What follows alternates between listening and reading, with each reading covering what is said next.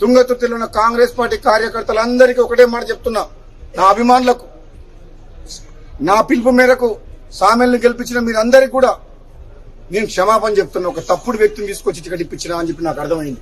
మీకు క్షమాపణ చెప్తున్నా. మందుల సామెల్ గారు ఏది ఆలోచించి మాట్లాడుతుర్రో, నాకు టికెట్ ఇప్పియమని చెప్పి మా ఇంటికి ఒక 100 సార్లు వచ్చిండు. మన తుంగతుర్తితో సంబంధం లేకపోతే మా ఇంటికి వచ్చి టికెట్ ఇప్పియమని ఎందుకు అడిగిండో నాకు అర్థం కాలే.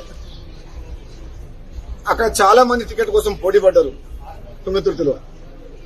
కానీ మందుల సామెల్ గారికి నేను మాట ఇచ్చిన, నేను తప్పకుండా నేను అసెంబ్లీలోకి తీసుకెళ్తా, నువ్వు అసెంబ్లీలో అడుగు పెడుతున్నావు నీకు మాట ఇచ్చిన. నేను తిరుపతిలో ఉన్నప్పుడు ఫోన్ చేస్తే ఆయన ఫోన్ చేసి ఇదే మాట చెప్పిన, నీకు మాట ఇచ్చిన దేవుని సమక్షంలో నువ్వు అసెంబ్లీలో అడుగు పెడతావని చెప్పిన. మాట ఇచ్చినట్టు నేను కాంగ్రెస్ పార్టీలో చేరినప్పుడు నేను అడిగిన 2 టికెట్లు బాన్స్వాడలో ఏనుగు రవీందర్ రెడ్డి గారికి, తుంగతుర్తిలో మందుల సామెల్ గారికి, ఈ 2 టికెట్లు కూడా నేనే అధిష్టానంతో మాట్లాడి నా టికెట్ తో పాటు వాళ్ళకి టికెట్ తీసుకొచ్చి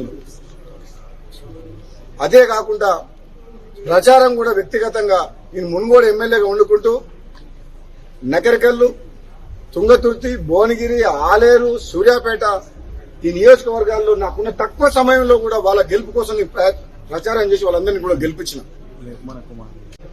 మొదటి నుంచి కాంగ్రెస్ పార్టీ నమ్ముకున్న కార్యకర్తలకు అన్యాయం జరగవద్దు అని చెప్పి గాంధీ భవన్ సాక్షిగా చెప్పినా, మళ్ళా ఇప్పుడు చెప్తున్నా, తుంగతుర్తి నగరికల్ కాదు రాష్ట్రం మొత్తంలో తెలంగాణలో ఉన్న కాంగ్రెస్ పార్టీ కార్యకర్తలను కాపాడుకోవాల్సిన బాధ్యత నాలాంటి వ్యక్తి మీద ఉన్నది.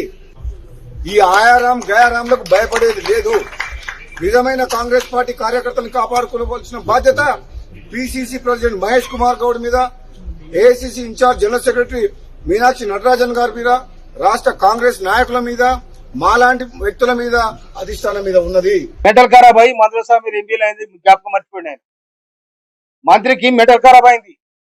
మెంటల్ ఖరాబ్ అయ్యి ఇక్కడ ఎమ్మెల్యే చేయడానికి ఆయన జ్ఞాపకం పాపం మర్చిపోయిండు. ఎస్సీ నియోజకవర్గం అంటే లెక్క లేదన్నట్టు అహంకారం అన్నట్టు. ఎస్సీ నియోజకవర్గం అంటే అహంకారము. మీ అహంకార పూరితమైన రాజకీయాన్ని సాగు దెబ్బలు కొడతామని కూడా హెచ్చరిస్తాను నేను. మా దప్పులు మోగుతాయి, మా దండోరలు వేస్తాయి, మా జోలికి వస్తే